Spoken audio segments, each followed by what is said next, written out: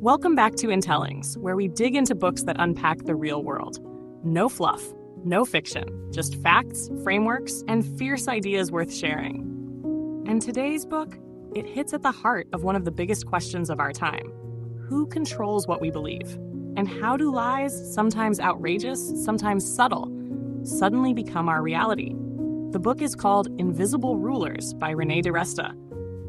And once you've read it, you won't look at your Twitter feed, your group chat, or your YouTube recommendations the same way again.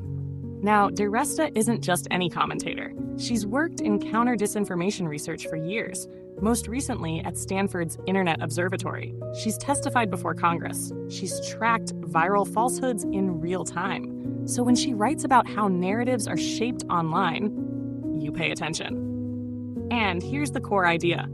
The people who control what we see and believe online aren't elected. They're not always visible, but they are powerful. The book opens with a striking example, the 2014 measles outbreak at Disneyland. It wasn't just a health emergency, it was a communications breakdown. Small anti-vaccine groups, once fringe, had figured out how to go viral. They didn't need mainstream media. They had Facebook groups. They had memes. They had raw emotion. That's the theme throughout Invisible Rulers, how small, loud groups can hijack public conversations. They don't need facts, they just need friction. And in today's attention economy, the most emotional, divisive, or shocking post wins. Here's one quote that stuck with me. The goal isn't to inform, it's to influence, and often to inflame. DiResta shows that these tactics aren't limited to trolls or extremists. They're used by foreign governments, political operatives, influencer networks, even algorithm designers who never meant to start a fire. Because online platforms reward outrage. More clicks means more engagement. More engagement means more reach. And truth? That's optional. You don't fall into rabbit holes because you're naive. You fall in because the system is designed to keep you scrolling. And often it feeds you what pushes your buttons, not what educates your brain. She explores something called narrowcast communities. These are tight-knit online circles that share one worldview and shut out anything that challenges it. They're like echo chambers, but with purpose. Not just to believe something, but to spread it, organize around it, and act on it. Whether it's anti-vax narratives, election denial, or movements like QAnon, DiResta takes you inside how these groups form, grow, and sometimes hijack the mainstream. Now the writing, it's sharp, analytical, but never dry. DiResta doesn't dump data, she tells stories. Stories of how lies become movements, how narratives spread faster than truth, and how influence isn't just top-down.